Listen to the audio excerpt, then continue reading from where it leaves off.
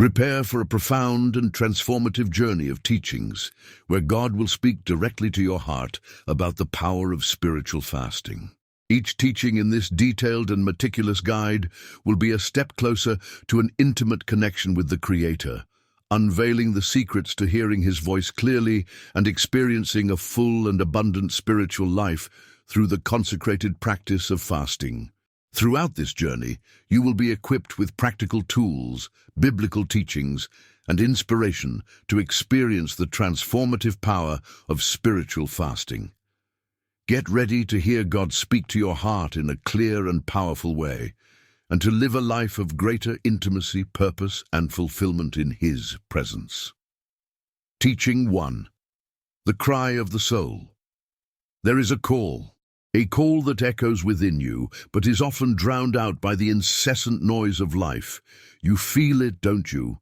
A subtle restlessness, an emptiness that distractions cannot fill. You run, keep busy, distract yourself, but deep down you know something is missing. The soul cries out, a silent scream, suffocated by the chaos of the world, but it insists, persists, pokes at you in moments of silence. What is it? Why this feeling that something essential is slipping away? Because there is a voice that whispers between the lines of your existence, a presence that manifests itself in moments of greatest loneliness. You can ignore it, try to silence it, but you cannot deny it. The Spirit knows. It feels. It recognizes the absence. It despairs in the search. But the world doesn't want you to listen. The noise around you, the incessant stimuli, the planned distractions, all conspire to keep that voice distant. Because if you did listen, if you listened, everything would change. You would see what has always been there. You would realize the truth that has been stolen from you. You would feel God, not as a distant concept, not as an abstract idea, but as a pulsating reality within you. But what about now? Do you have the courage to listen, to abandon the noise and face what your soul already knows? Teaching 2. What is fasting? If you have come this far, you have already realized that there is a call within you, a void that nothing in the world can fill. But now comes the question: how to break this barrier between you and the divine presence? How to silence the external chaos to hear the voice that really matters? The answer is simple, but it is not easy: fasting. Now, before your mind starts to seek excuses or wrong associations, pay attention. Fasting is not a diet. It is not a strategy to lose weight. It is not a penance to punish the body. If you see fasting this way, you are looking at it wrong. Fasting is much deeper than any physical deprivation. It is not just about stopping eating. It is an act of absolute surrender. It is about getting rid of the superfluous, denying the body what it desires to strengthen the spirit in what it truly needs. Because the truth is, your body wants to keep you trapped. It desires comfort, immediate pleasure, distractions that anesthetize your mind and prevent you from seeing the spiritual reality that surrounds you. Your body wants to satisfy its wants now because it does not see what lies beyond. It does not know how to wait. But your soul knows. Your soul understands that there is something greater, something deeper, something that can only be accessed when the noise of the flesh is silenced. Fasting is that. Silencing the flesh to hear the Spirit. Now, you might be wondering, but why? What is the real purpose of fasting? What do I gain from it? And I tell you, you do not fast to gain something. You fast to empty yourself. Yes, fasting empties you. It teaches you that you are not a slave to your desires. It shows you that there is something beyond what your senses can perceive. It prepares you to receive. But if you enter fasting expecting immediate rewards, you have already started wrong. Fasting is a sacrifice, but not in the negative sense that many think. It is a voluntary sacrifice, an act of genuine surrender, a recognition that God is more important than anything else. When you fast, you are saying, "Lord, I give up what binds me in this world to be closer to you." Now listen carefully. Fasting is not just about food. If you think that simply going without eating for a few hours is enough, you are mistaken. True fasting goes beyond dietary abstinence. It involves a posture of the heart, a renunciation that must be sincere. If you fast, but spend the day consuming distractions, seeking comfort in social media, immersed in empty conversations, or filling yourself with entertainment to pass the time, your fasting has no value. You are not emptying yourself. You are just swapping one distraction for another. True fasting requires intentionality. You fast to seek something greater. You fast to tune in to the voice within you. You fast to clear the space that has been taken over by excess noise and make room for what really matters. And now, I ask you, are you ready for this challenge? Teaching 3. Fasting in the Bible. If you think fasting is a recent invention, an optional practice, or something unfounded, you are mistaken.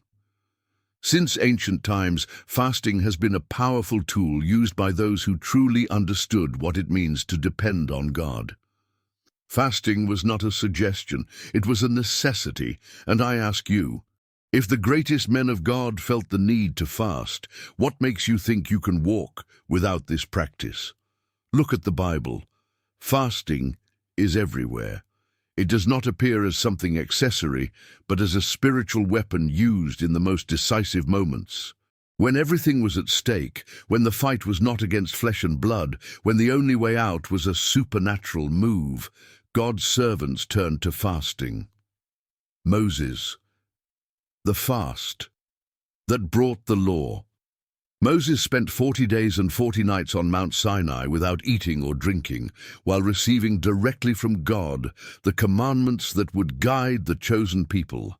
Exodus 34:28. 40 days. Can you imagine what that means? This was not an ordinary fast. Moses was not concerned with his body, his hunger, or his comfort. He was completely immersed in the presence of God. He emptied himself of all that was earthly to be filled with something heavenly. And the result, when he came down from the mount, his face shone in a supernatural way.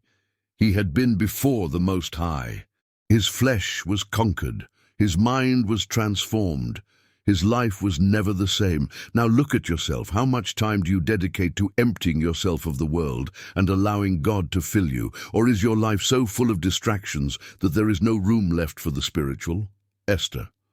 The fast that changed the fate of a nation queen. Esther found herself facing a dilemma.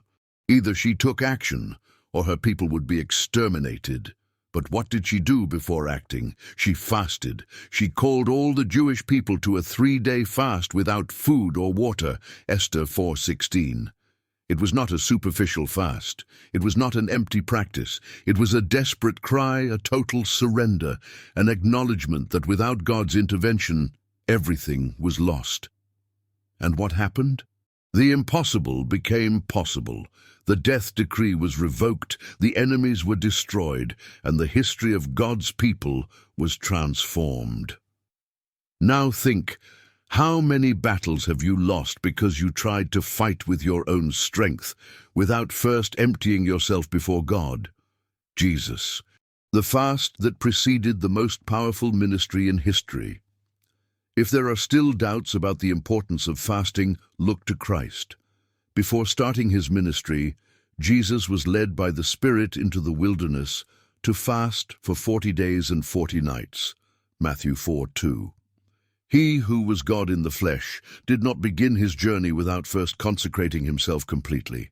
And what happened after this period? The devil came, tried to deceive him, tried to divert him, tried to offer shortcuts, but Jesus was prepared. He was not vulnerable. He was not spiritually weakened because his spirit had been strengthened by fasting. Now look at yourself. How do you intend to face your spiritual battles without following this same principle? Do you really think you can resist temptations, overcome your vices, break your spiritual barriers without giving up the comforts of the flesh? Fasting is not an option for those who want to experience a deep relationship with God. It is a necessity. And now I ask you, do you really desire this connection? Are you willing to pay the price? Teaching 4. The purposes of fasting. If up to this point you have understood that fasting is not merely an abstinence from food, that it is not optional, and that the great men and women of God always resorted to it in the most crucial moments, now comes the next question. What exactly is fasting for? What is its purpose? If you don't have a clear reason, if there is no spiritual direction, then your fast will just be hunger.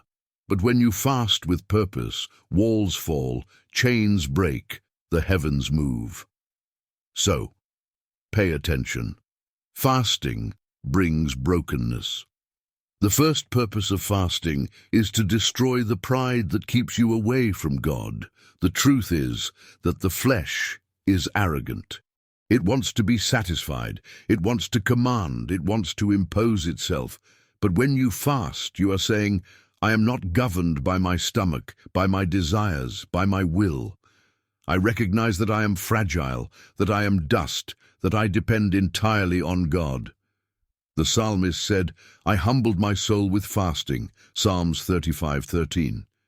And here is something that no one likes to hear. Without brokenness, there is no transformation. God does not draw near to hardened hearts. He seeks those who surrender, who strip themselves of pride, who recognize their misery and cry out for mercy. If you cannot feel God, if your prayers seem empty, if your spiritual life is cold, perhaps it is because your heart has not yet bowed completely. Fasting does this. It takes you to the ground, and it is there that God lifts you. Fasting leads to true repentance. Repentance is not just a feeling of guilt. It is not a momentary remorse. It is a radical change of mind and behavior. And fasting has the power to open your eyes to see what needs to be transformed. In Joel 2:12, God says, Yet even now, declares the Lord, return to me with all your heart, with fasting, with weeping, and with mourning. Fasting reveals the rot that you try to ignore. It exposes hidden sins, destroys illusions, makes you see your true condition before God. And this is the only way to experience real change. If your life is stagnant, if you keep repeating the same mistakes, falling into the same sins, maybe it's time to stop making excuses and start fasting for real. Repentance without renunciation is false. Fasting opens the paths to divine direction. How many times have you felt lost? How many important decisions have you made without knowing if it was truly God's will? Fasting is the key to discerning His voice. Before making major decisions, God's servants always sought guidance through fasting. In Acts 13:2-3, we see that before sending Barnabas and Paul on their mission, the church fasted and prayed. Fasting soothes the spirit and silences the voices of doubt. As long as your flesh is in control, your emotions will deceive you. But when you fast, your spirit is strengthened and God's voice becomes clearer. If you are at a decisive moment in your life and don't know where to go, don't seek answers through human logic. Fast and listen. Fasting enhances intercession. If you think you can pray for others without paying a price, you're mistaken. True intercession requires dedication. It requires you to feel the pain of the person for whom you are praying. Fasting transforms your prayer into something powerful, alive, and full of authority. Daniel understood this. When he realized that Israel was still in captivity, even after the promise of liberation, he humbled himself with fasting and prayer. Daniel 9:3. If you have someone in your life who needs deliverance, transformation, salvation, it's not enough to just repeat empty words. Fast for that person. Cry out with all your being. Fasting touches heaven and moves the spiritual world. Fasting is a weapon of spiritual warfare. If you think your struggles are merely natural, you are blind. What prevents you from advancing? The vicious cycles in your life, the spiritual blockages, all have roots in the invisible world. Jesus made this clear when he told the disciples that certain kinds of demons can only be cast out with fasting and prayer. Mark 9:29. The devil wants you to stay trapped in comfort. He wants you to ignore the power of fasting, because he knows a man or a woman who truly fasts becomes a problem for hell. If you feel there are spiritual barriers in your life, if there are situations that seem impenetrable, if there are strongholds that do not fall, it's time to drop everything and fast. Fasting brings revival. Do you miss the fire of God? Is your spirit apathetic? Do you no longer take pleasure in prayer, in the Word, in the presence of the Lord? Then you need a personal revival. And revival does not happen on the surface. It happens when someone empties themselves completely so that God can fill them with His Spirit. It was like that with the disciples at Pentecost. It was like that in every great move of God in history. And it can be like that with you. But there is a price. Are you willing to pay it? Now that you know the purposes of fasting, there are only two options. Either you ignore this truth and continue living at the same level, or you decide to go deeper, to surrender, to truly consecrate yourself. So, are you ready for this? Teaching 5. Why fast today? If fasting was essential for Moses, Esther, Daniel, Jesus, and the disciples, why do you think it would be less important today? What makes you think you can live a full spiritual life without resorting to this powerful weapon? In fact, fasting has never been as necessary as it is today. If the world was already a noisy place before, today it has become a battlefield for your mind. The excess of information, the speed of distractions, the culture of instant gratification, all of this has been designed to keep you away from the essential. And if you don't realize this, you've already fallen into the trap. Fasting nowadays is more than a spiritual practice. It is an act of resistance. Because you see, nowadays you can go without food for a few hours without any problem, but try going without your phone. Try spending an entire day without scrolling through your feed, without watching videos, without replying to messages. Do you feel the anxiety growing? Do you feel an almost uncontrollable need to distract yourself? This is not a coincidence. You have been conditioned to be dependent on noise. Modern society wants your attention 24 hours a day. Everything around you is designed to keep you entertained, distracted, stuck to what is shallow.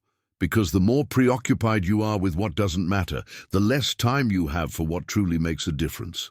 And what does this mean? It means that fasting has never been more urgent.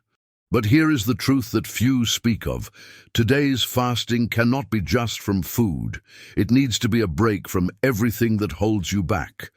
If you fast from food but keep feeding your mind with the junk of the internet, your fast has no value. If you go hours without eating but continue consuming news that fills you with fear, entertainment that dulls your mind, empty conversations that pull you away from God's presence, then you have only traded one addiction for another. True fasting today needs to be a disconnection from the world. If you truly want to seek God, then stop. Silence everything. Get off social media. Turn off notifications. Be alone. Breathe. Allow yourself to feel the emptiness. Do not run from it, because it is in this emptiness that God begins to speak. The question is, can you endure the silence? If you can't, it means you need this fast more than you can imagine. Fasting as a new beginning. The modern world has destroyed people's ability to wait, to desire something deeply, to dedicate themselves to something without distraction. Everything is fast, everything is instant, everything is superficial. But God does not reveal himself in the superficial. He does not speak in the midst of noise. He has always spoken in silence, in surrender, in the voluntary sacrifice of those who were willing to stop everything to seek him. If you feel distant, if your faith is weak, if you have lost the passion for the presence of God, fasting can be the restart you need. But understand, it will not be comfortable. You will feel the flesh scream. You will want to give up. You will find excuses to stop halfway, because your flesh knows that if you continue, it will lose control. And then, will you give in or will you fight? Are you willing to withstand the world? Are you willing to empty yourself of everything that distracts you, to fill yourself with the only thing that really matters? Teaching 6. Preparing the heart. Now you already know that fasting is a necessity. You know that it is a powerful weapon, a key to spiritual transformation, a break from what imprisons you. But before you declare a fast, there is something you need to do first. Look inside, because here is a brutal truth. If your heart is out of alignment, fasting will be worthless. Fasting without the correct motivation is nothing more than religious theater. It is just an external act, an empty ritual, an attempt to bargain with God. And God is not impressed with empty sacrifices.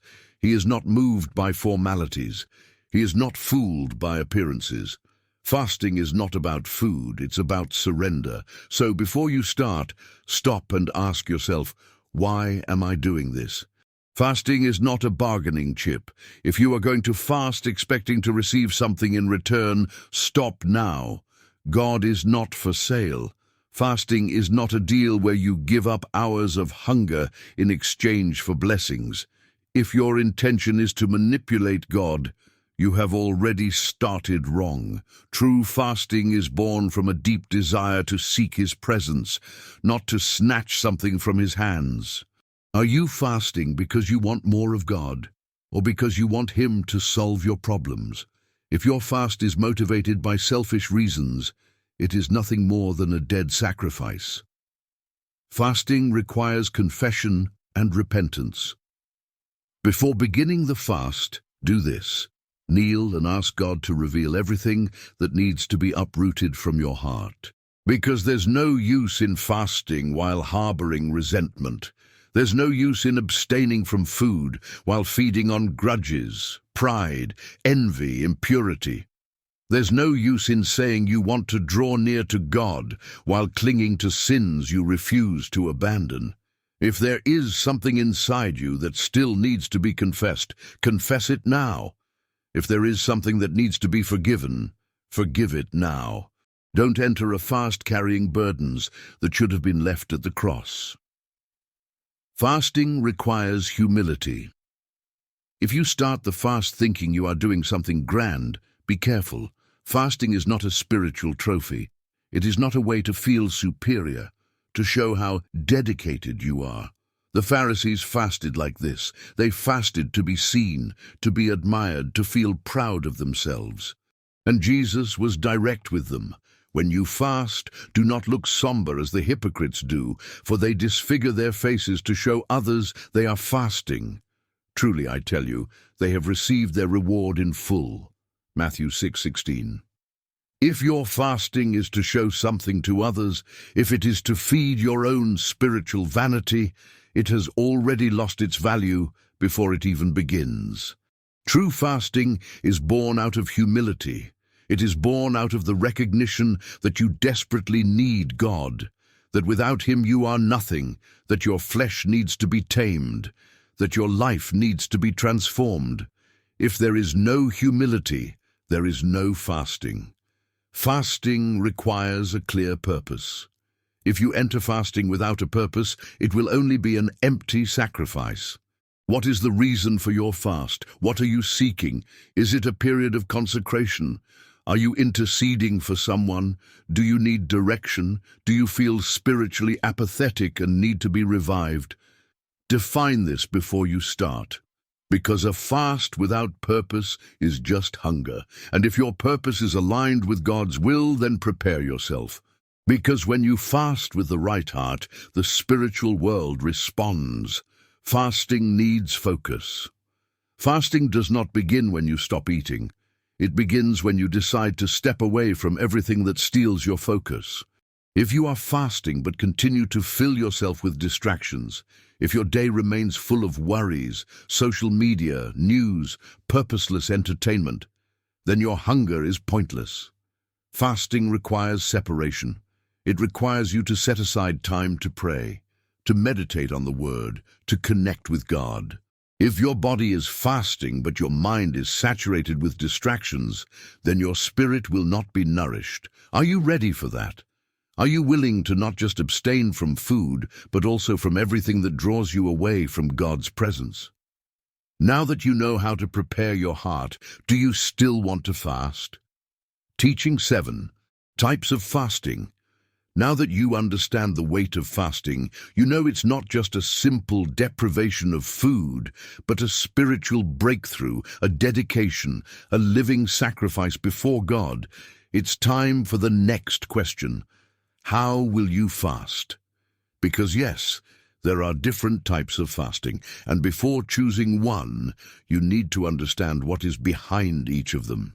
What really matters is not the exact form, but the disposition of your heart to empty itself to be filled by God. But beware, do not confuse flexibility with easiness. Fasting will always require renunciation. It will always touch that which dominates you. If it is too easy, then it is probably not a true fast. Now carefully look at each of these types and ask yourself, which one am I willing to face? 1. Total fast, when only God sustains you. This is the most radical fast. No food, no drink, just prayer and an intense pursuit of God's presence. Moses did this. He went 40 days and 40 nights without eating or drinking before the glory of God. Exodus 34:28. Esther called her people to 3 days without food and water in a desperate plea for deliverance. Esther 4:16. Total fasting is not something to be taken lightly. It requires preparation. It requires God's direction. But when done correctly, it is a spiritual explosion. It literally pushes you to the edge of the flesh and places your total dependence on God. If you feel that you need a radical breakthrough, if there is something extremely serious that needs to be addressed in the spiritual realm, total fasting may be the answer. But do not do this without direction and preparation. Do you think you can handle it? 2. Partial fast, renouncing something specific.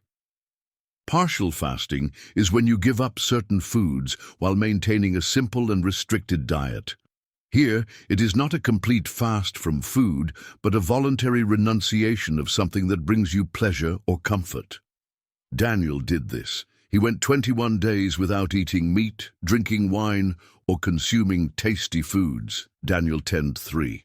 He didn't stop eating completely, but he deprived himself of everything that could distract him from his spiritual purpose.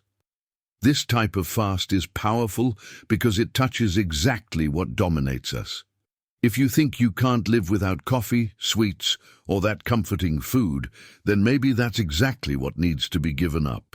If you feel that you need to break a pattern, that you need more time in fasting, or that you need a prolonged search without compromising your health, partial fasting may be the way.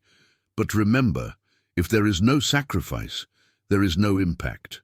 What are you willing to give up? 3. Daniel's fast, consecration through simplicity. This is a type of partial fast, but has a specific purpose.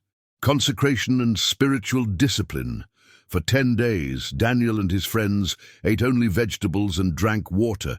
Daniel 1:12-15. They rejected the king's delicacies, refused extravagance, and decided to live simply to consecrate themselves to God.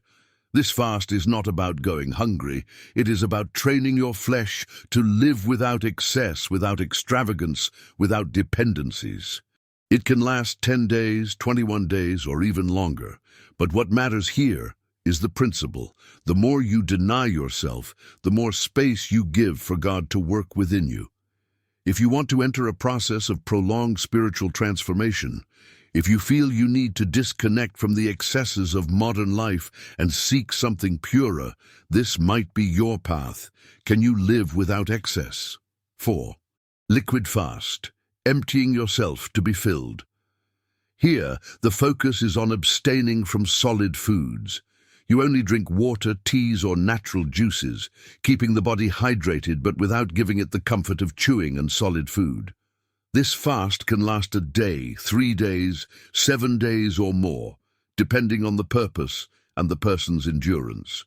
It is not as extreme as a total fast, but it still requires significant denial and spiritual strength. It is especially useful for periods of intense intercession, seeking spiritual clarity, and moments of significant decision. If you feel you need a deep fast but cannot do a total fast, this might be the best option for you. How long could you endure? 5. Media and entertainment. Fast. Silencing the world to hear God now. Pay attention. Fasting from food is powerful, but nowadays there is something that might need to be cut out more urgently than food: the excess of stimuli. How many hours a day do you spend on the internet? How many times do you pick up your phone without even noticing? How much time do you waste consuming empty content? If you fast from food but continue to fill yourself with social media, negative news, and purposeless entertainment, your fast is incomplete. Therefore, one of the most urgent fasts today is the fast of distractions. This means cutting out everything that steals your attention. It could be social media, series, videos, games, unnecessary conversations, anything that is occupying the space that should belong to God. If you have never tried this type of fast, take the test. Spend an entire day without your phone. No music, no TV, no internet, just you and God, and see what happens. The question is, can you live without it? Which fast will you choose? Now that you know the main types of fast, you need to make a decision. There is no easy fast. There is only the one that touches what dominates you the most. What is controlling you today? Is it food, habits, the excess of information, the comfort of routine? Be honest with yourself, because true fasting always targets your greatest weakness. And now, look at your life and answer, which of these renunciations are you ready to make? Teaching 8. Fasting and physical health. By now you understand the purpose of fasting. You know it is a battle against the flesh, a key to spiritual breakthrough, an act of total surrender to God. But there is something you cannot ignore. Your body has limits. And here is a truth that many refuse to accept. Fasting is not self-destruction. If you think that fasting means mistreating your body to the point of exhaustion, then you have already started on the wrong foot. Fasting is not torture. It is not punishment. It is not a way to self-punish. If your body collapses, if you completely lose your strength, if your mind becomes so confused that it prevents you from seeking God, then something is wrong. 1. Know your limits before starting. Not everyone can do prolonged fasts right away. If you've never fasted before, attempting a full fast for several days can be dangerous. Your body needs a period of adjustment. You didn't start walking by running a marathon. So, why would you begin your fasting life as if you were a desert prophet? If you've never done a serious fast before, start slow. Try skipping a meal first, then extend it to an entire day, then 2 days. Pay attention to how your body reacts. If you can manage long fasts, do it. But don't confuse sacrifice with irresponsibility. Your body is the temple of the Holy Spirit, 1 Corinthians 6:19. and it doesn't make sense to destroy the temple while seeking the presence of God. 2. Stay hydrated. Water is essential. If you are not doing a total and absolute fast, no water and no food, then do not neglect hydration. Many forget this and end up experiencing headaches, dizziness, and extreme fatigue. This is not spiritual, this is biological. Water does not break the fast. On the contrary, it keeps your body functioning while your mind and spirit consecrate to God. If you feel pains during fasting, often the problem is not the lack of food, but the lack of water. 3. If you feel extreme weakness, adjust your fast. Weakness is normal in long fasts. Your body is getting used to living without the energies it used to receive right away. But there is a difference between feeling normal weakness and being on the verge of collapse. If you feel uncontrollable dizziness, if your vision gets blurry, if your body starts to fail in an extreme way, stop and reassess. If needed, do a partial fast. Reduce the intensity, but do not stop seeking God. The mistake many people make is thinking that if they can't fast extremely, it's not worth it. But what is the true purpose of fasting? Draw closer to God. And if your health is being compromised to the point of preventing you from praying, reading the Word, or seeking the Lord, then your fast has lost its purpose. 4. People with health conditions must be cautious. If you have health problems such as diabetes, low blood pressure, severe gastritis, eating disorders, or any other condition that requires regular eating, do not attempt an absolute fast without guidance. This is not a lack of faith. This is wisdom. There are other ways to fast. You can do a partial fast, abstain from certain foods, fast from social media, or reduce the frequency of meals in a controlled manner. God sees the heart, not the number of hours you spend without eating. Be honest with yourself. If your health prevents you from fasting in a specific way, adapt. Do not fall into the trap of thinking that only one type of fast is valid. 5. Know how to break the fast correctly. Many think that fasting ends with the final prayer. Wrong. If you have spent many hours or days without eating, you cannot resume normal eating immediately. If your stomach has been empty for a long time, suddenly consuming a large amount of food can cause pain, nausea, digestive problems, and even more serious complications. Reintroduce food slowly. Start with something light, like fruits, soups, natural juices, then gradually increase the complexity of the meals. If you want your fast to be effective, it must end wisely. Now you know the truth. Fasting without responsibility is not spirituality, it is recklessness. If your goal is to draw closer to God, then take care of the temple He gave you. Are you ready to fast with wisdom? Teaching 9. Planning the fast. Now that you know what fasting is, its purposes, the types that exist, and the care you should take with your body, comes the crucial part: planning. If you approach fasting as something random, without direction, without structure, without a clear purpose, it will have no impact. You may even go hungry, but you will not be transformed. Fasting is not just about stopping eating. It is a spiritual journey, and every journey needs a map. So, how do you prepare for a true fast? How do you avoid it becoming just another empty effort? How do you ensure it truly leads to profound change? Here is what you need to do before you begin. Define your purpose. What are you seeking? If you enter a fast without knowing exactly why, it will just be a meaningless deprivation. Before fasting, ask yourself, do I need a spiritual revival? Is my life with God cold, and do I want to rekindle the flame? Am I seeking a specific answer? Do I need clear direction for an important decision? Am I fasting for deliverance? Do I need to break patterns of sin, addictions, or spiritual bonds? Am I interceding for someone? Do I want to plead for the salvation, healing, or restoration of a person? Am I seeking greater intimacy with God? Do I want to hear His voice more clearly? Be specific. What do you want God to do in your life during this fast? If there is no clear purpose, there will be no result. Choose the type of fast. Wisely, now that you have a goal, you need to define what type of fast aligns best with your purpose and your conditions. If you want a radical breakthrough, total fast, no food and no water for a short period if you are prepared. If you need spiritual clarity and consecration, liquid fast or Daniel fast. If you are starting out or have physical limitations, partial fast, giving up specific foods. If you want to detach from the world to hear God, media and digital distractions, fast. Fasting does not need to be as difficult as possible. It needs to be the most effective to bring you into God's presence.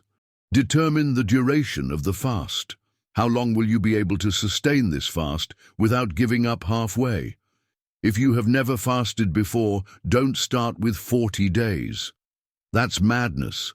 Start with shorter periods and gradually increase. Fasting for 6 to 12 hours, ideal for beginners. Skip a meal to focus on prayer and meditation. Fasting for 24 hours, a whole day without solid food, fully focusing on seeking God. Fasting for 3 days requires more preparation, but generates a profound impact on spiritual life. Fasting for 7, 14, or 21 days for those already experienced and seeking a more intense move. Prolonged fasting, 30 to 40 days, only for those clearly directed by God and who know what they are doing. Do not choose an absurd duration just to prove something to yourself. Choose a time that you can realistically fulfill, and that will take you to a deeper level with God. Establish prayer and scripture. Reading times. If you fast but do not pray, you just got hungry. The time you would spend preparing and eating your food should be replaced by prayer and reading the Word. Choose a book of the Bible to study during the fast. Establish fixed times to pray. If possible, hold vigils, pray early in the morning, seek moments of total surrender. Write down everything that God speaks to your heart during this period. Fasting does not work if your mind remains focused on the world. It only brings results if you dive completely into seeking God. Prepare for spiritual attacks. If you think the fast will be peaceful, you are mistaken. From the moment you decide to fast, hell will rise against you. You will feel stronger than usual temptations. You will be attacked with thoughts of giving up. Unexpected situations will arise to destabilize you. Your body will try to convince you to stop. The enemy knows that a man or woman who fasts becomes a real threat. He will do everything to stop you from continuing. What will you do when the attack comes? Stay firm. Temptation is a sign that something great is about to happen. Pray even more intensely. When the pressure increases, bend your knees, resist distractions, avoid places, people, and conversations that take away your focus. Declare war against the flesh. When you feel hunger or tiredness, remember the purpose for which you started. If you give up at the first signs of difficulty, then the fast never had real value for you. Plan how to end the fast correctly. Many focus only on the beginning and middle of the fast, but forget that the way you end is as important as the way you start. If you did a long fast, you can't simply go back to eating as if nothing had happened. Reintroduce foods slowly. Start with soups, fruits, natural juices. Avoid excesses. Your body needs time to adjust. Maintain the spiritual pace. Don't go back to your life as if the fast had never happened. Fasting is not an isolated event. It is a turning point for a new level in your walk with God. Make a decision. Now you already know everything you need to know. You have already understood the purposes, the types, the precautions. Now the choice is in your hands. Are you just going to read about fasting, or are you really going to put it into practice? Are you going to continue living on the surface, or are you going to take a step to a deeper level? Are you going to run away from sacrifice, or are you going to face this journey with seriousness? The world is not going to stop so you can seek God. If you don't make a decision today, you might never make one. So, I ask you, are you ready to start this journey? Teaching 10, the power of prayer in fasting. Now that you know how to plan the fast, there is something that needs to be clear. If you fast without praying, you merely went hungry. Fasting without prayer is empty, ineffective. It is just a lifeless religious ritual. It may even bring physical benefits. It may even give you a sense of discipline, but it will have no spiritual power. Fasting has no value in itself. It is a means, not the end. The true impact of fasting only occurs when it is sustained by prayer. Now the question is, how do you transform your prayer life during fasting? How do you break free from spiritual apathy? How do you avoid turning this time into just a purposeless abstinence? Pay attention. Fasting silences the flesh, so that you can finally pray truly. If you have ever tried to pray deeply, you know how difficult it is. The mind wanders, fatigue sets in, thoughts scatter. The world around you does not stop, but when you fast, something different happens. As the hours and days pass without food, the flesh starts losing strength. The impulses that dominated you before no longer seem so important. Anxiety begins to dissolve. The chaos of the mind quiets, and it is in this state that you realize something powerful.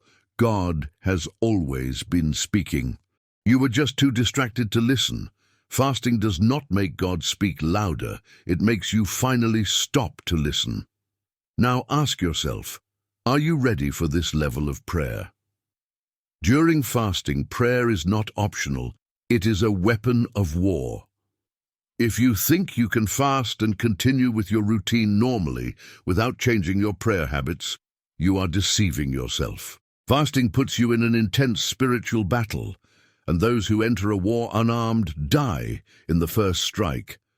If you fast without praying, you are merely weakening your body, not strengthening your spirit. Therefore, during fasting, your prayer needs to intensify. It cannot be that quick and superficial prayer you do before bed. It needs to be profound, fervent, and constant. If you do not have a prayer plan, you have already started wrong. Set fixed times for prayer. Do not wait for free time. Schedule meetings with God and keep them. Pray in the early morning if possible. The greatest spiritual battles happen in the early hours. Have a prayer list. If you fast without a prayer purpose, you are just sacrificing without reason. Use the word in prayer. Pray the Psalms. Declare biblical promises. Speak the scriptures out loud. Are you willing to elevate your prayer to a new level? Prayer and fasting. Unlock answers that would never come otherwise. There are answers that only come when prayer and fasting are combined. Jesus made this very clear when the disciples couldn't cast out a demon. He said, "But this kind does not go out except by prayer and fasting." Matthew 17:21. This means that there are barriers in your life that will only fall with prayer and fasting. You may be facing cycles of failure, addictions, oppressions, spiritual blockages that simply will not be broken by ordinary prayers. Maybe you have prayed about something for months, years. Maybe you have cried out for deliverance, for healing, for transformation. But if you have never taken it to a serious time of fasting and prayer, then you haven't truly fought. Now I ask you, what do you want to see change in your life? If that change is truly urgent, then your pursuit of God needs to be intense. And if it is intense, then you can no longer avoid fasting and prayer. Prayer is not just asking, it's listening. Many think that prayer is just talking non-stop. They pour out endless lists of requests, throw out repetitive words, and when they finish, they get up and return to their routines. But what if I told you that many of the answers you seek have already been given, but you never stayed silent to hear them? Fasting teaches you to pray differently. It's not just asking, It's not just complaining, it's not just talking non-stop, it's listening. When you enter a deep fast, you will notice that moments of silence before God become more powerful than hours of empty speeches. If you have never experienced this, maybe you have not yet known the depth of true prayer. Now, answer me this. Do you have the courage to enter into this silence and let God speak? Prayer during fasting must be perseverant. If you fast and pray for one day and already expect an instant miracle, then you still do not understand the process. Can God act quickly? Yes, but most of the time, He tests your persistence. Daniel fasted and prayed for 21 days before receiving an answer. But when the angel arrived, he revealed something amazing. Since the first day that you set your mind to gain understanding and to humble yourself before your God, your words were heard, and I have come in response to them. But the prince of the Persian kingdom resisted me for 21 days. Daniel 10:12-13. The answer had already been released from the first day. But there was a spiritual battle happening to prevent Daniel from receiving it. Now think, how many times have you given up before the answer arrived? If Daniel had stopped on the 10th day, he would never have received the revelation. If you have ever started a fast and felt that nothing changed, was it because you stopped too early? Prayer during fasting cannot be weak. It needs to be persistent. It needs to be intense. It needs to be unwavering.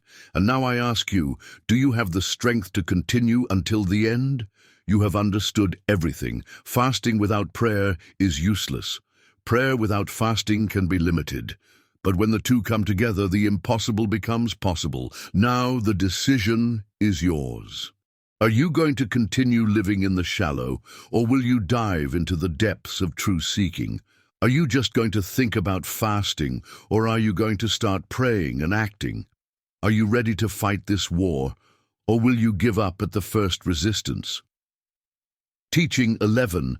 Diving into the Word. Now that you understand that fasting without prayer has no value, there is one more essential element to this journey, the Word of God. If you think you can fast and just wait for a mystical experience without diving into the Scriptures, you are mistaken. Physical hunger will come. The body will ask for food. But fasting is not about satisfying the flesh. It's about feeding the Spirit. And if you do not nourish yourself with the Word during the fast, you are not strengthening yourself spiritually. Now think, what really sustains you?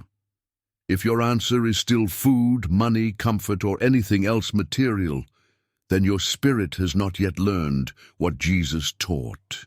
Man shall not live by bread alone, but by every word that proceeds from the mouth of God. Matthew 4:4. If you don't learn this during fasting, when will you?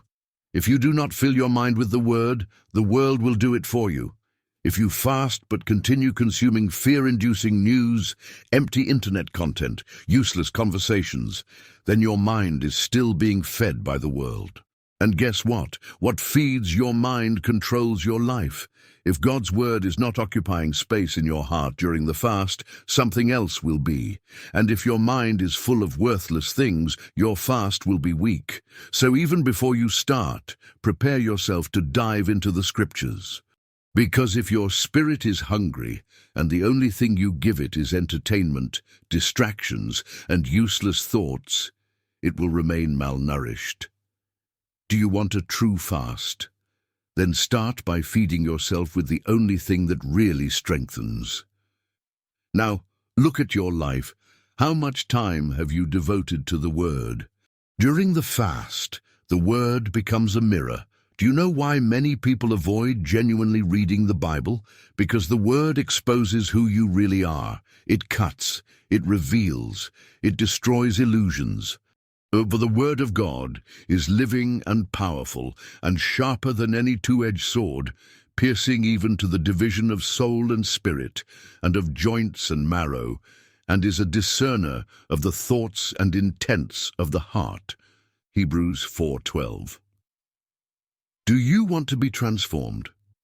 Then you need to allow this sword to reach you. During the fast, God will begin to speak directly through His Word. He will show you hidden sins. He will reveal areas of your life that need to be purified. He will give you discernment about things you didn't see before. But here's the question. Are you willing to face what the Word will reveal? Many want to fast to feel something supernatural, but they avoid the most difficult part, real transformation. If you don't want change, don't fast. If you don't want to be confronted, don't read the Bible. But if you truly desire a deep encounter with God, then open the Word and let Him speak. And now I ask you, do you have the courage to look at yourself in this mirror? Choose a book to study during the fast. If you don't plan your Bible reading, you will end up picking random verses and won't have depth in your study, so do this. Choose a book of the Bible to study during the fast. If you want a revival in your faith, read Acts of the Apostles. If you need more intimacy with God, read Psalms and John. If you want to learn about spiritual warfare, read Ephesians and Daniel. If you need direction and wisdom, read Proverbs. If you are seeking deep brokenness, read Isaiah 58 and Joel 2. Don't just read. Meditate. Pray about each passage. Ask God how it applies to your life. Write down what He reveals to you. If you do this, your mind will be transformed. And if your mind is transformed, your life will never be the same. Read, but also declare the Word aloud. There is a supernatural power in declaring the Word of God with your own voice. When Jesus was tempted in the desert during His fast, He didn't just think about the Scriptures, He declared them aloud. It is written, Matthew 4:4. That was Jesus' response to every attack of the devil. Now think about this. If the Son of God Himself needed to declare the Word to overcome temptation, what makes you think you can win with just positive thinking? Declare the Word. Speak God's promises out loud. Respond to fear, doubt, and temptation with, "It is written." Because when you start speaking God's truth over your life, the spiritual world moves. Now reflect. What lies have you been believing that need to be shattered by the Word? Don't read just for knowledge, read for transformation. Many read the Bible like any other book, as a source of knowledge, as something academic. But if you read without spiritual hunger, the reading will have no impact. The Word of God is not just a text, it is living, it is active. If you just read it without allowing it to transform you, you are not truly feeding on it. So before you open the Bible during your fast, say this prayer, "Lord, I don't want to just read. I want to be transformed. Speak to me, confront me, expose everything that needs to be changed in me. Don't let me come out of this fast the same way I entered." Amen. If you pray sincerely, God will answer you.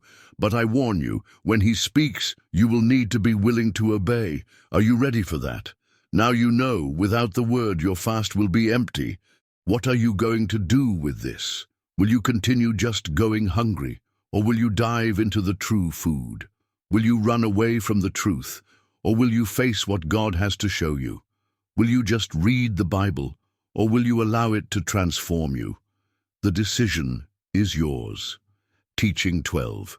Silencing the distractions. Now that you understand that fasting needs to be supported by prayer and the Word, there is something that needs to be urgently addressed. Distractions. Because here's the truth that few people mention. God hasn't stopped speaking. You are the one hearing too many voices at the same time. The world does not want you to hear the voice of God. Everything around you has been designed to keep you busy, distracted, restless. Your phone rings, your notifications flash, your mind is overloaded with information that serves no purpose. You feel it, don't you?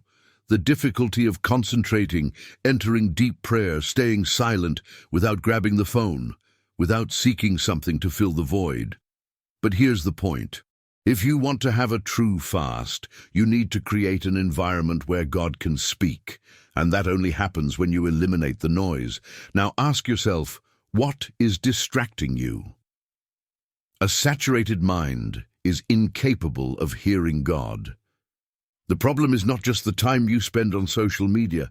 The problem is what it does to your mind. Every feed scroll, every short video, every notification is training your brain to be incapable of concentrating. And if you can't concentrate, how will you hear God? If you pray for 5 minutes and already feel the urge to grab your phone, your spirit is atrophied. You have lost the ability to be still, and that is serious because God does not compete with the noise. Be still and know that I am God. Psalm 46:10. Being still is not just about stopping talking, it is about silencing the internal world. Now be honest, when was the last time you were completely silent in God's presence, without hurry, without distraction?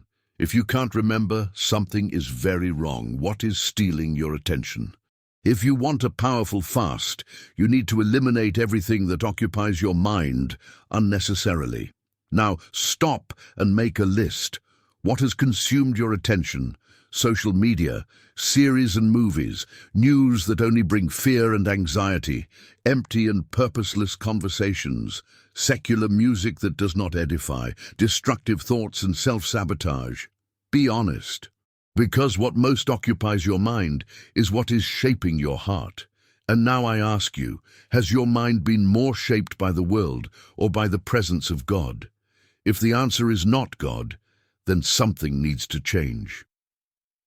If you want to hear God, learn to create silence. Many want to hear the voice of God, but few are willing to silence the rest. Do you want a real encounter with God? Then prepare the environment, turn off notifications. God doesn't speak between message alerts. Find a place where you won't be interrupted. If possible, a physical environment without distractions. Set fixed times to seek God. If you don't define a time, the world will steal that space. Avoid everything that pulls you away from focus. If something drains your mental energy, cut it out of your fast. Can you do this? Or is the truth that you are afraid of silence? Silence is not empty. It is where God speaks. Many avoid silence because they are afraid of facing themselves. But in silence, God exposes what is hidden. He brings to light truths you would rather ignore. He reveals sins, bad intentions, hidden weaknesses. That's why so many people fill every minute of the day with noise.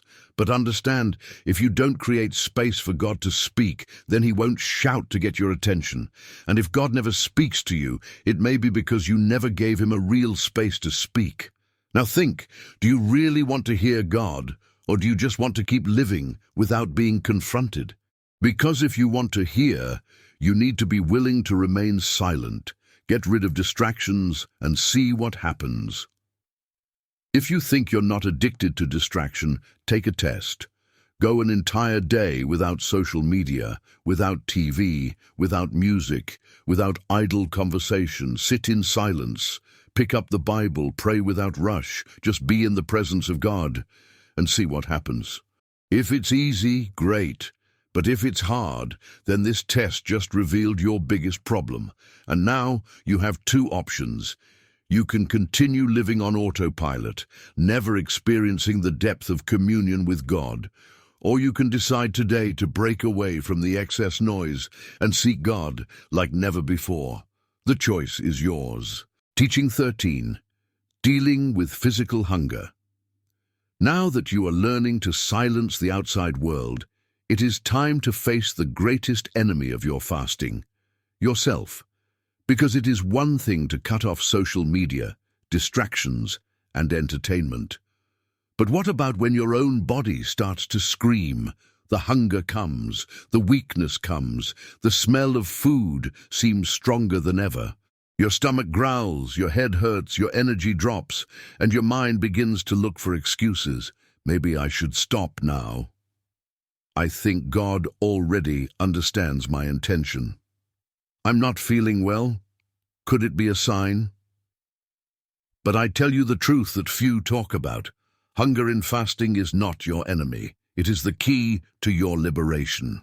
If you want to win this battle, you need to learn to deal with this discomfort. Now pay attention. Hunger. During fasting is not real, it's psychological. Your body doesn't need food all the time. You've been trained to think you do.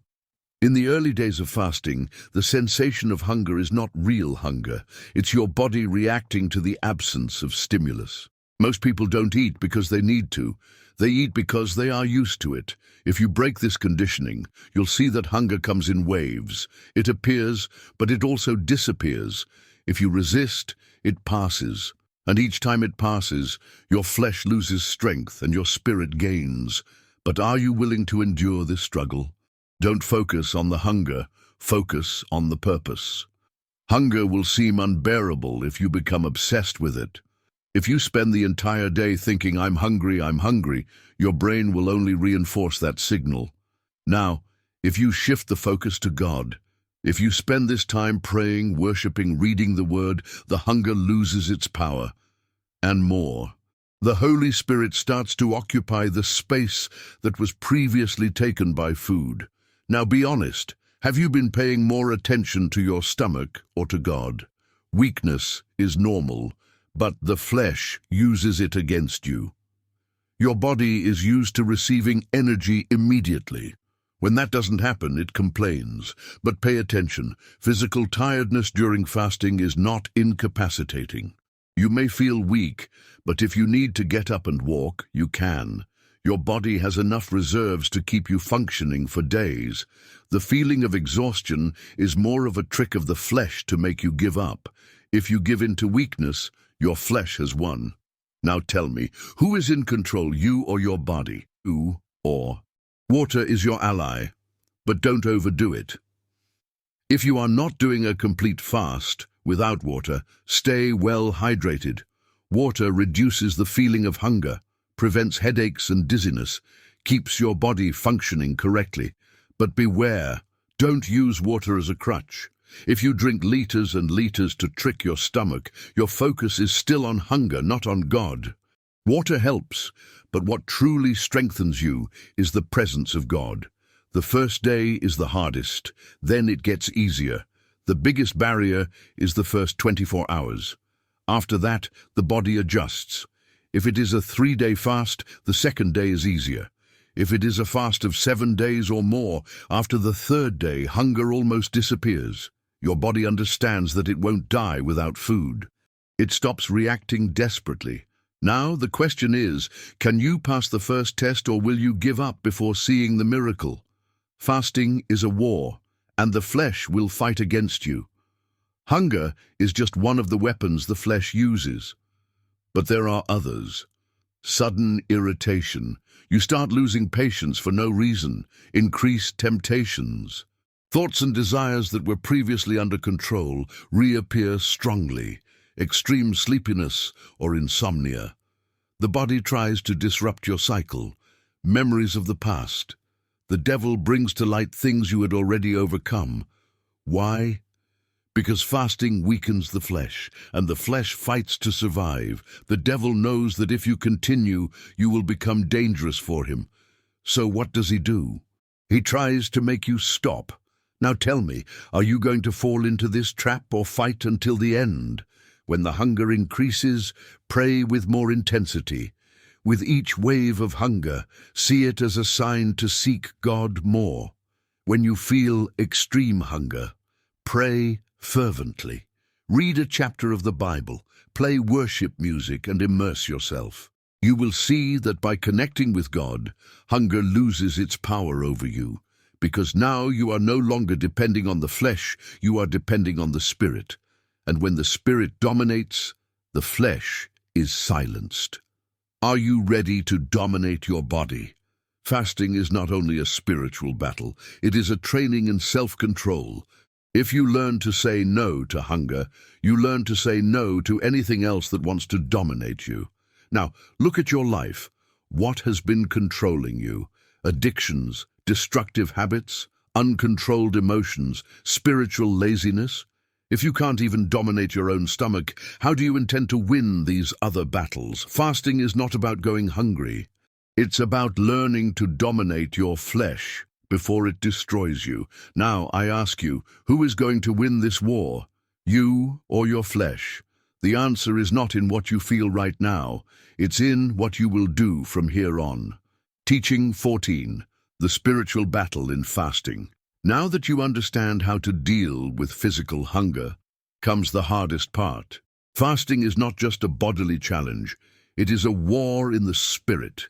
And if you think the devil will stand by while you consecrate yourself to God, you haven't understood anything. Fasting is not a simple religious practice. It is an act of war, and every war has enemies. If you entered a fast and started feeling more temptations than usual, more distractions, more conflicts, this is no coincidence. It means that you have entered dangerous territory. It means that hell has noticed what is happening and is trying to stop it. Now the question is, are you prepared for the counterattack? The attack always comes when you decide to consecrate yourself. If you think the biggest test of fasting is just the hunger, then you have not yet faced the true battlefield. Remember what happened with Jesus? He was filled with the Spirit and immediately led into the desert to fast. And there he faced the devil face to face. Jesus was tempted by the devil for 40 days. Luke 4. 2. Pay close attention. The attack came precisely at the moment he consecrated himself. Now look at your own life. Before you started the fast, everything seemed normal. But as soon as you decided to consecrate yourself, everything started to go out of control. Arguments without reason, attacks of anger, destructive thoughts, temptations you had already overcome coming back with force. This is not random. This is war. Now the question is, will you retreat or will you resist? The devil always attacks your weak points. During the fast, Satan does not waste attacks. He knows exactly where you are most vulnerable. If your weakness is the flesh, he will tempt you with desires you thought you had already overcome. If your weakness is anger, he will provoke you with situations that irritate you. If your weakness is anxiety, he will fill your mind with worries. If your weakness is fear, he will whisper lies to paralyze you. Jesus was tempted exactly in what the flesh desires. Turn stones into bread. Attack against hunger. Throw yourself from the top of the temple. Attack against trust in God. Bow down and I will give you all the kingdoms. Attack against purpose and identity. Now, look at what is happening to you in this fast. What has been attacking you the most? This is the weak point the devil found. Now tell me, are you going to allow him to win? Resisting attacks. How to win the battle during fasting. The devil knows you are getting stronger. He needs to make you stop before your spirit dominates the flesh. But you don't need to be defeated. Here are the weapons you need to win this war. Use the word like Jesus did. Declare the scriptures out loud every time you are attacked. Pray even more intensely. The stronger the attack, the more time you need to spend in prayer. Avoid distractions and places that make you sin. Don't make the enemy's job easier. Stand firm until the end. Resistance makes the devil flee. James 4:7. If you give in at the first onslaught, you will never see victory. Now tell me, do you have the strength to keep fighting, or will you surrender before you see what God has for you? The danger of voices. Trying to make you stop during fasting, it's not just the devil who will try to stop you.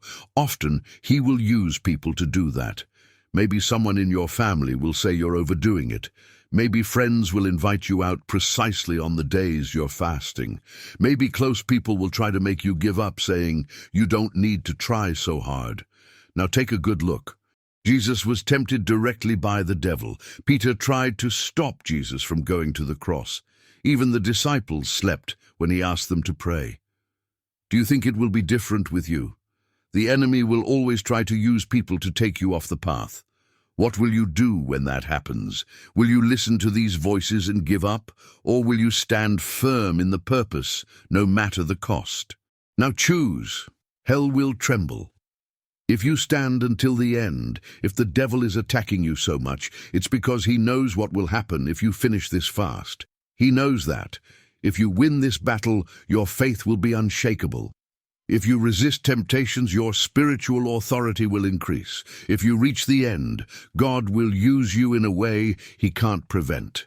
Now look at your struggle and see what's behind it. If you give up now, you'll never know what God had in store for you. But if you stay, hell will tremble. Now I ask you, are you going to abandon this war or fight until the end? Are you going to give in to the devil's lies or rise with authority? Will you be defeated or come out of this fast stronger than ever? The choice is in your hands. Lesson 15. Listening to the voice of God. Now that you understand fasting is a spiritual battle, that the enemy will try to stop you, and that resistance is the key to victory, the most important question comes: after everything goes silent, do you know how to hear God's voice? Because here's the truth. God speaks. He is not silent. He is not distant. He does not ignore you. But if you still can't hear Him, then there is a problem. And that problem is not with God. It's with you. God speaks, but are you listening?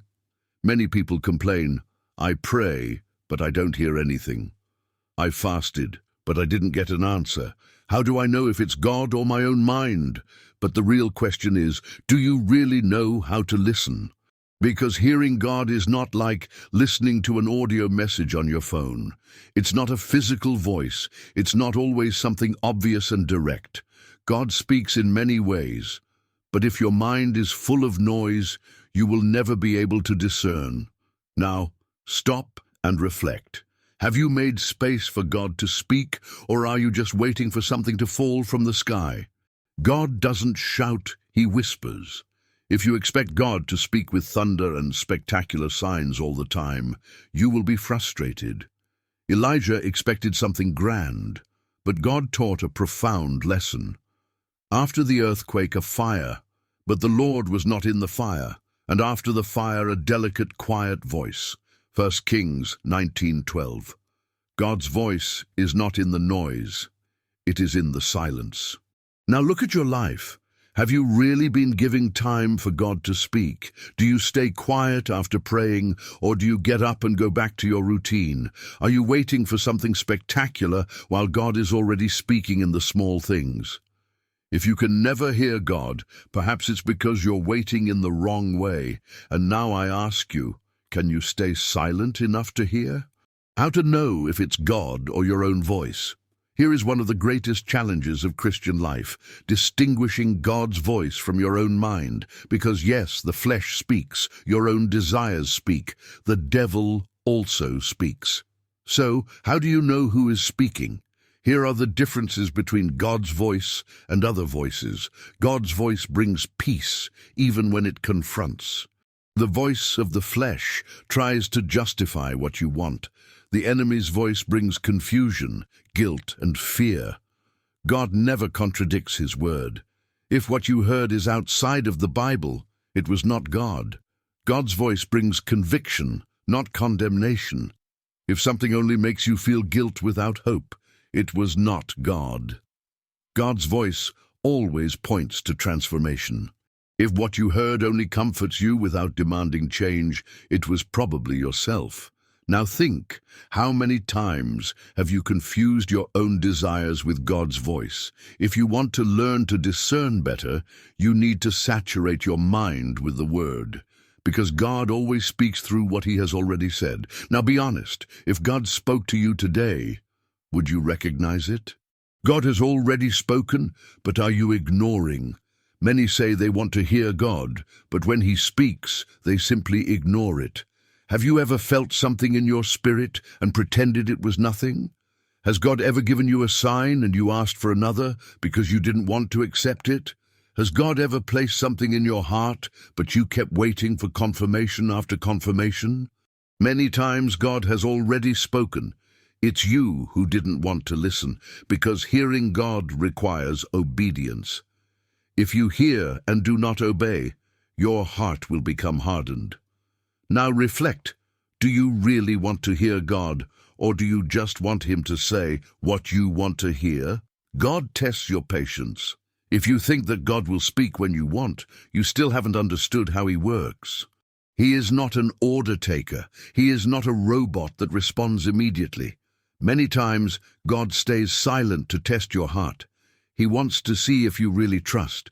He wants to know if you seek him for who he is or just for what he can give. He wants you to learn to wait. I waited patiently for the Lord, and he inclined to me and heard my cry. Psalm 41. Now think, have you been waiting on God? Or have you been impatient and given up? If you want to hear God, you need to learn to wait. Now, I ask you, are you willing to wait the necessary time? God's voice always leads us closer to him. If the voice you're hearing is leading you away from God, it isn't him. If it is leading you to sin, it isn't him. If it's leaving you confused and afraid, it isn't him. God's voice always draws you closer to his heart. It calls you to more intimacy. It leads you to more holiness. It teaches you to trust more in him. If you want to hear God more clearly, then stop running in the wrong direction. Now look at your life. What has been distancing you from the presence of God? If you want to hear more clearly, remove the blocks. Now you know, God is speaking. The question is whether you are listening.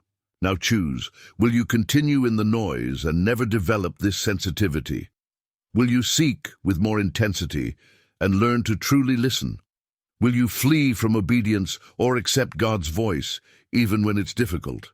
The decision is in your hands. Teaching 16. Intimacy with the Father. Now that you've started to discern God's voice, a deeper question comes. Do you really have intimacy with him? Because here is the truth that few want to face. Many speak about God, but few really know him. Many pray, but few have real communion. Many fast, but few truly experience his presence. And this happens because most people seek God as a means to an end, not as the end itself. Now look at your own spiritual life. Do you seek God because you love him or because you need something? Do you approach because you want more of him or because you want solutions? If God gave you nothing but his presence, would he still be enough for you? If the answer is not an absolute yes, then you still don't understand the true purpose of fasting. Now pay attention. Fasting breaks the superficiality of your life with God. If your spiritual life always feels shallow, if your prayers seem empty, if you feel you have never really experienced God's presence, the problem is not him, it's you. The truth is that God is available. He has always wanted intimacy with you, but this intimacy requires sacrifice, and fasting does exactly that. It takes you beyond the surface. It removes the distractions. It silences the chaos within you. It opens space for God to occupy the place that has always been his. Now think, what has taken the space that should be God's in your life? Be honest. Because if your intimacy with God is still not real, it is because something is occupying that space. Fasting teaches you to desire God above all things. Do you know why God commanded fasting throughout the scriptures? Because he wanted his people to learn to desire his presence more than anything else. But if you spend your entire fast just waiting for the moment to eat again, then you still haven't understood the purpose. Fasting is not about food. It is not about external sacrifice. It is not about proving something to God. It is about learning to desire him above all. Jesus said, "Blessed are those who hunger and thirst for righteousness, for they shall be filled." Matthew 5:6. Now stop and ask yourself, are you hungry for God or just hungry for answers? Because those who hunger for his presence will never be the same. The intimacy that fasting produces cannot be explained. It can only be experienced. If you have never experienced God's glory intensely, it may be because you have never sought it intensely. Fasting puts you in a place where the superficial cannot reach. Fasting brings you into his presence in a way that words cannot explain. Fasting makes you understand what it means to be completely surrendered. And here's something you need to understand. No one can seek God for you. Either you decide to know him truly, or you will continue to live off others' experiences.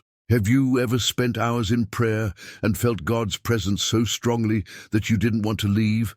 Have you ever cried in His presence without needing a reason, just because He was everything to you? Have you ever felt your soul completely satisfied without needing anything other than the communion with Him? If you have never experienced this, then there is still a deeper level for you to enter, and this level is not in theory, it is in surrender. Now I ask you, are you willing to seek God until He becomes more real than anything else in your life? The greatest fruit of fasting is not the answer, it is the relationship. If you are fasting just expecting something from God, stop now and adjust your motivation. Because the greatest reward of fasting is not the answer, it is the relationship. It is feeling close to Him in a way that nothing can replace. It is hearing His voice and knowing it is real. It is becoming so intimate that trusting God becomes natural. Now think, when was the last time you sought God without a request in mind, just because you wanted to be with Him? If it has been a while, or if it has never happened, then this fast needs to be different, because God is not waiting for your perfection. He is waiting for your surrender. And now the choice is yours. Will you continue living on the surface, or will you dive in for real? Will you just pray and fast, or will you seek a level of intimacy you have never experienced before? Will you stop halfway, or will you seek until God is the only thing that matters? The decision lies before you. Teaching 17. Breaking strongholds. Now that you have begun to develop a real intimacy with God, you need to understand something even deeper. Fasting is not just a spiritual practice, it is a weapon of war. And this weapon not only draws you closer to God, but also destroys spiritual strongholds that have imprisoned you for years. If there are cycles in your life that keep repeating, if there are sins you have tried to overcome but always return to, if there are barriers that prevent you from advancing, then there are spiritual strongholds that need to be broken. And understand one thing, you will not overcome this with willpower, because these strongholds are not just bad habits, they are spiritual prisons. Now, look at your life and be honest. What has been keeping you bound? What negative patterns can't you break? What addictions or wrongful behaviors keep coming back, even when you fight against them? If something always pulls you back, then it is not just an emotional or psychological problem, it is a spiritual stronghold, and strongholds do not fall on their own. Now, pay attention. Fasting might be what you were missing for your total liberation. What are spiritual strongholds?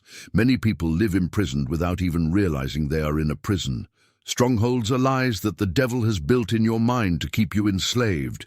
They are destructive behaviors that have become automatic. They are spiritual bonds that make you always fall into the same sin.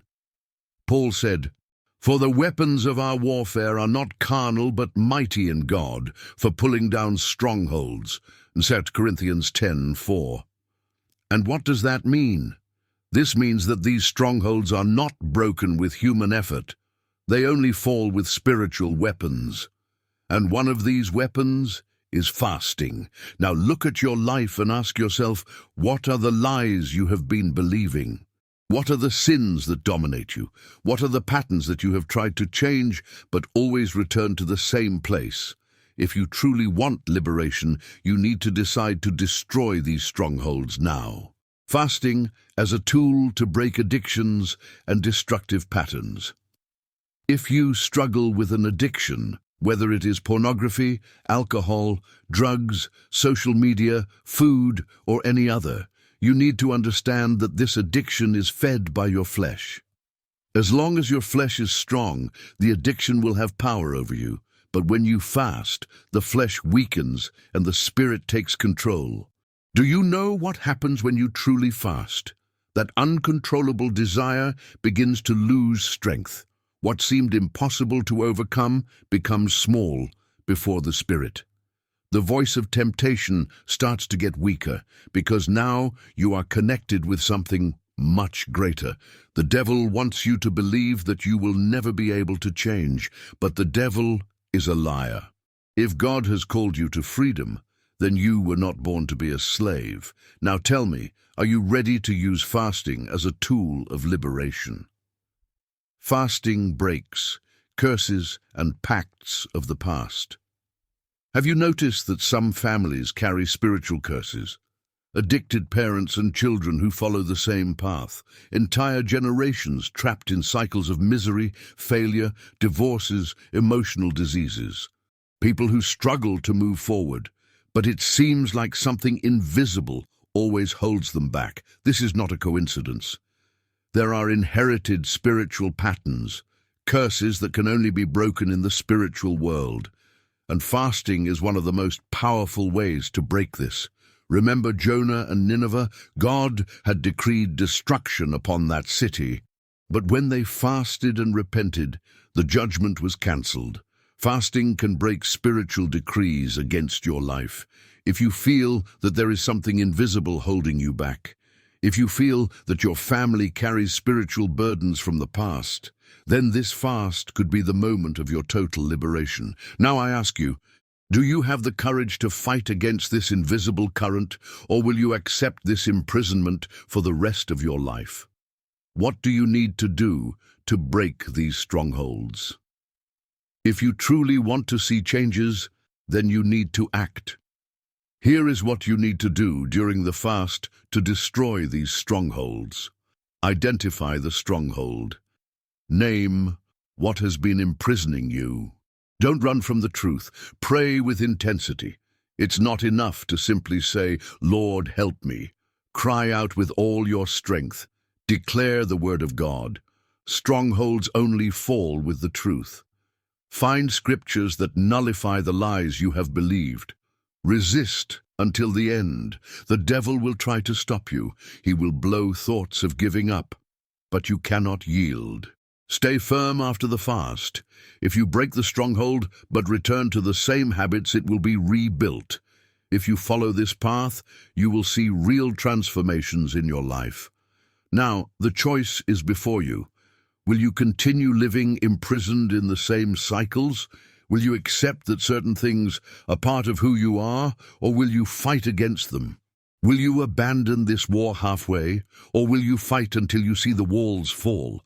The answer is not in what you feel now, it is in what you will do from here on.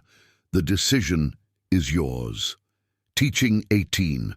Receiving divine direction. Now that you already know that fasting has the power to break strongholds and destroy spiritual prisons, it's time to talk about one of the greatest benefits of this practice. Fasting brings spiritual clarity. If you are at a point in your life where you need to make a big decision, feel lost, not knowing which way to go, fasting may be just what you need to hear God clearly, because here is the truth that few understand. God has a plan for your life. He is not silent. You just haven't been able to hear. Fasting does not make God speak more. It makes you remove the blocks to hear better. Now look at your life and be honest. Do you feel stuck, not knowing which direction to take? Have you been seeking answers, but it seems that God is not speaking?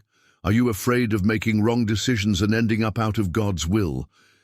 If you answered yes to any of these questions, then this teaching is for you. Now, pay attention. Fasting removes the noise, so you can finally hear. The biggest problem is not that God does not speak. The problem is that you are listening to many voices at the same time. Your flesh speaks, your emotions speak, the world speaks, the devil speaks. And in the midst of all this, God's voice seems increasingly distant. But do you know what happens when you truly fast? The flesh goes silent. The emotions calm down. The world loses its hold on you. And suddenly, that voice that seemed distant starts to become clear. Now let me ask you, have you been able to distinguish God's voice amid so much noise? If the answer is no, then maybe it's time to silence everything and fast for direction. Are you lost?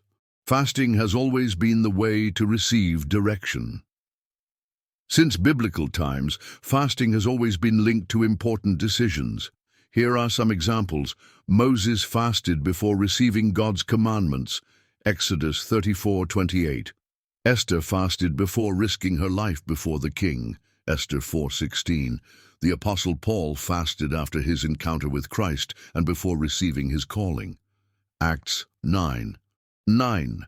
The early church fasted before sending missionaries and making big decisions, Acts 13:2-3. Now look at your life. Do you have a big decision to make? Do you feel that you need a clear answer from God? Are you about to take an important step and want to be sure it is His will?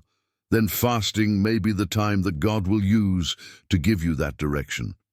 Now the question is, are you willing to seek Him intensively until the answer comes? How to seek God's direction during fasting. If you need a clear answer, you cannot enter fasting just any way. Define clearly what you are seeking. It is not enough to say, "I want to hear God." What decision do you need to make? What is the specific doubt you want Him to answer? What is stopping you from seeing the right path? Be clear in your quest. Pray and ask God to remove anything that might be hindering your vision. Sometimes God is already trying to speak, but you cannot hear because your mind is full of fears, doubts, and personal desires. If you already have an answer you want to hear, then you're not seeking direction. You are seeking validation. Ask God for a neutral heart, ready to accept the answer regardless of what it is. Read the Word while fasting. God always speaks through His Word. If you are not immersed in the Scriptures during fasting, maybe He has already answered, and you simply did not realize it. If you seek direction about purpose, read Acts and Paul's letters. If you seek wisdom for decisions, read Proverbs and James. If you need encouragement to move forward, read Joshua and Psalms. Now stop and think. Is the answer you seek already in the Word, but you have not looked for it there yet? Wait for God's timing. Here is the hard part. The answer does not always come immediately. Daniel fasted for 21 days before the angel brought the answer. Daniel 10:12-13. What if he had stopped on day 15? What if he had given up on day 20? He would never have received the direction he expected. Now think, how many answers have you missed out on because you gave up too soon? If you want to hear God, you need to learn to wait. How to know if the answer is from God? When the answer finally comes, you need to be sure it is God speaking. God's answer never contradicts the Bible. If it's against the Word, it wasn't God. God's answer brings peace to your spirit. If it brings confusion and fear, it wasn't God. God's answer may require faith, but it never leads to destruction. If it takes you away from Him, it wasn't God. Now look at your situation.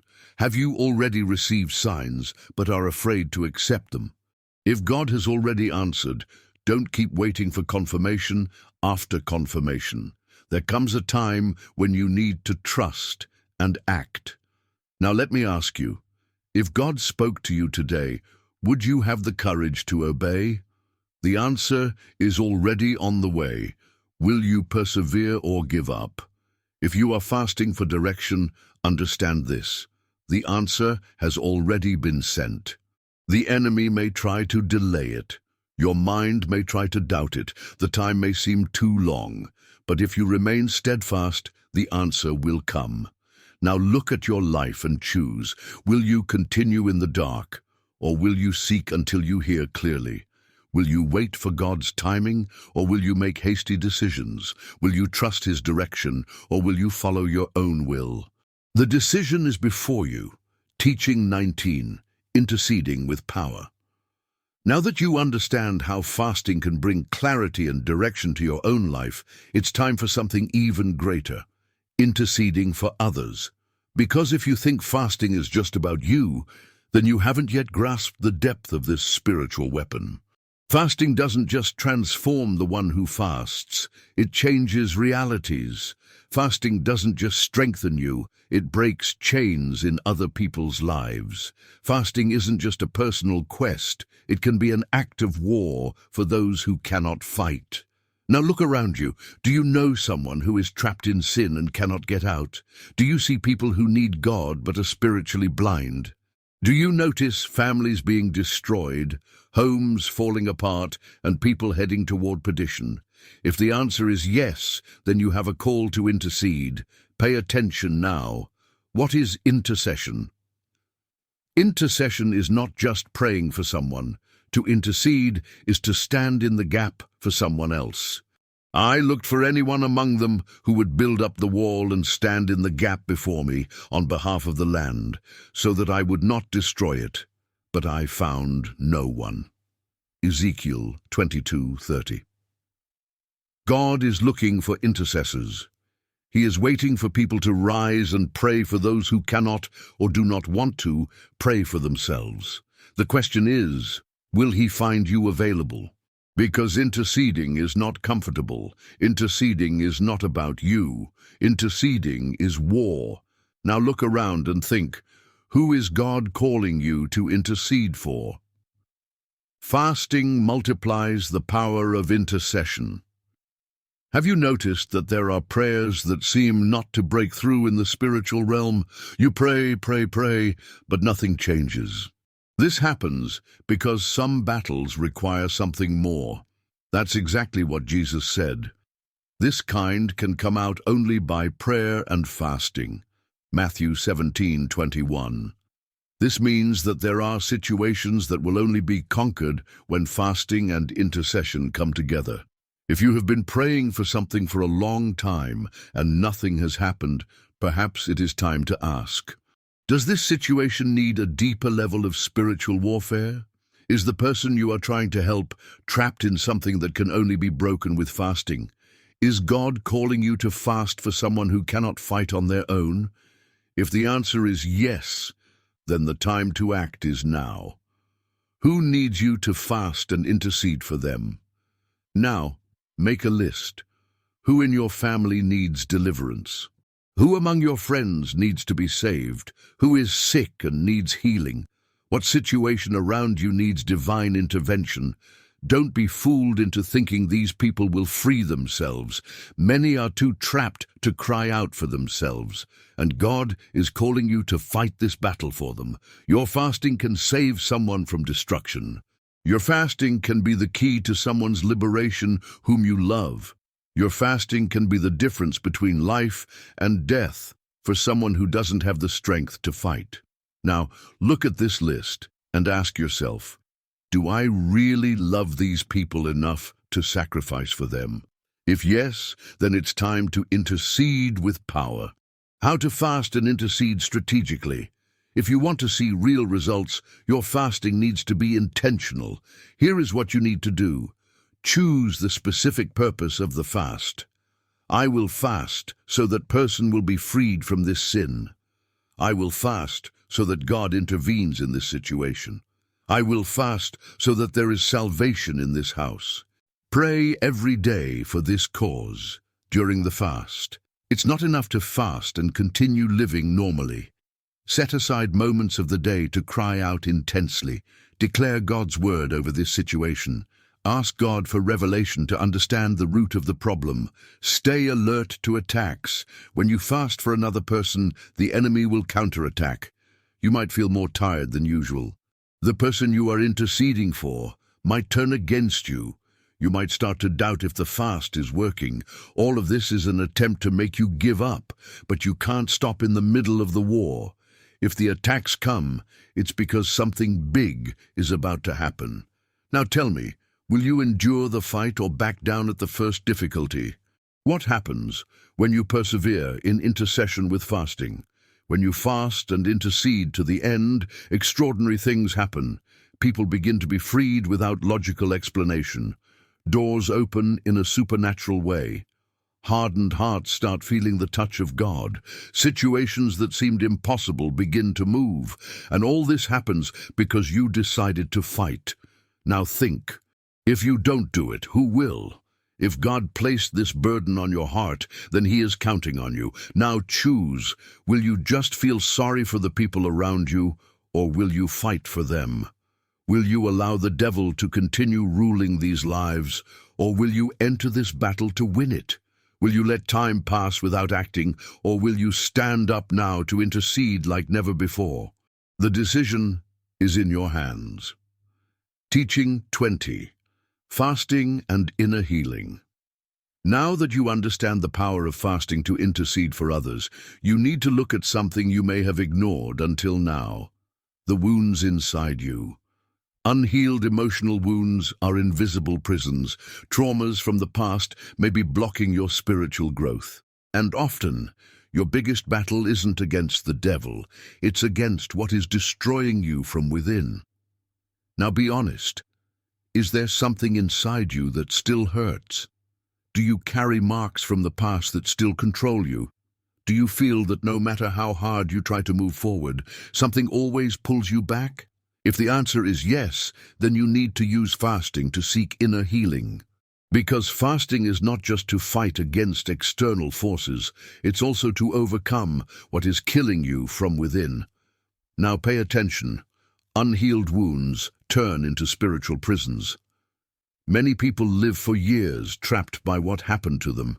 Childhood rejection that created insecurity until today. Words spoken in the past that caused wounds in self-esteem.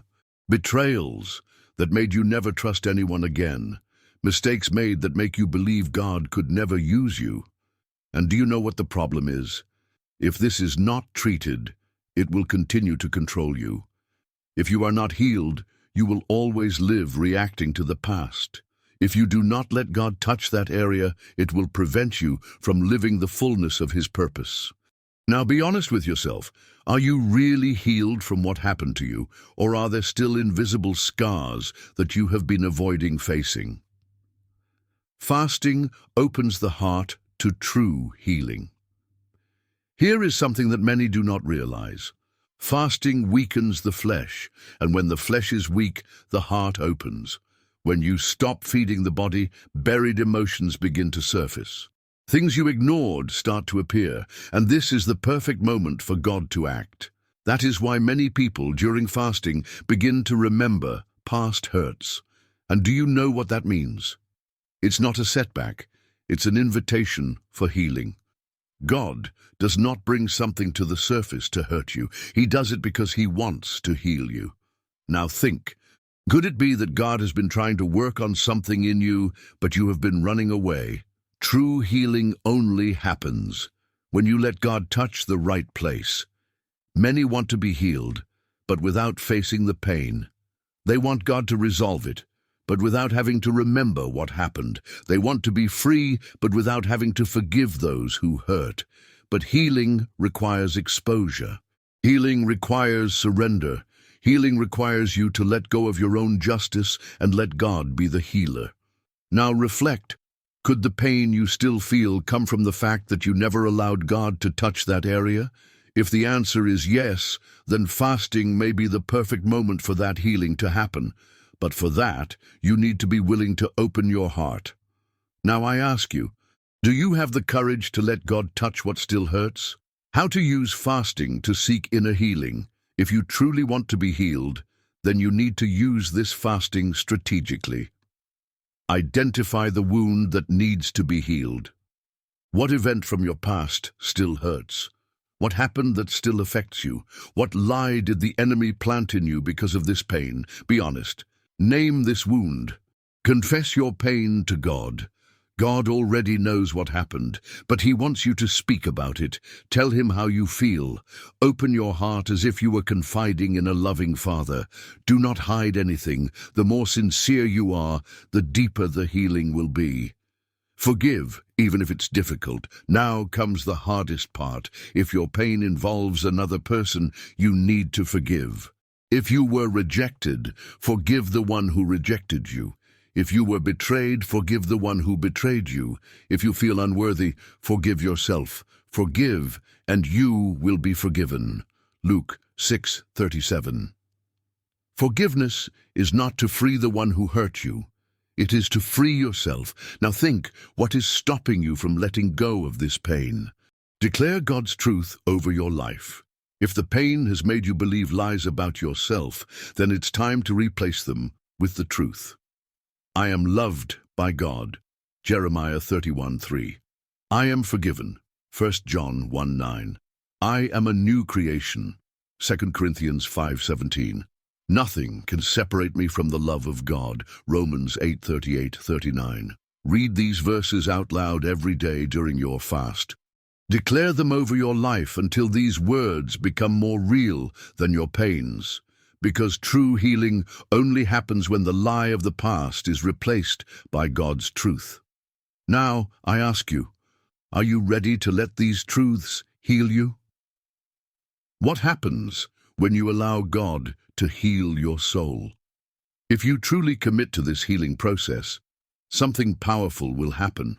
The pain that used to dominate you will lose its power over you. What once paralyzed you will no longer have strength. You will experience the peace of God like never before, because when God heals, He heals completely. Now, look at your life and make a choice. Will you continue carrying this burden, or will you give it all to God? Will you keep pretending that you are okay, or will you seek true healing? Will you come out of this fasting with the same pains, or will you allow God to transform your story? The answer is not in what you feel right now. It is in what you will do from here on out. Now that we have reached the end of this journey, there is a question that only you can answer. What will you do with everything you have learned here? Because fasting is not just a theoretical teaching. It is not just an optional spiritual practice. It is a path to real transformation, but only for those who decide to walk it. And now, the choice is before you. You can simply close this text and continue living the same way. Or you can make a decision now and start a deep quest for the presence of God like never before. Now, look at everything we have spoken about so far. Fasting draws you closer to God in a profound and real way. Fasting breaks spiritual strongholds that have imprisoned you for years. Fasting brings answers and direction when everything seems confusing. Fasting is an intercession weapon to free other people. Fasting heals emotional wounds and restores your soul. Now be honest. Is there any area of your life that needs to be transformed? Do you feel that you are trapped by something and need deliverance? Have you been seeking answers and direction, but it seems like God is silent? Do you need something to change inside you but don't know where to start? Then the time to act is now. Because God is not waiting for you to have all the answers. He is not waiting for you to be perfect. He is only waiting for you to take the first step. And now the decision is in your hands. Will you ignore this call? Or will you say yes to something that can completely change your life? If you feel that God is speaking to you through this message, leave your comment below and answer, what part of this teaching spoke to you the most? Have you had any experiences with fasting before? What changed in your life? Do you feel the need to start a fast? For what reason will you fast? Additionally, subscribe to the channel and activate the bell so you don't miss any more content like this. And if this message made sense to you, leave your like right now and share it with someone who needs to hear this today. The time to seek God intensely is now. Do not wait any longer. Let's go together on this journey. If God spoke to you today, comment, "I will fast and seek transformation" in the comments.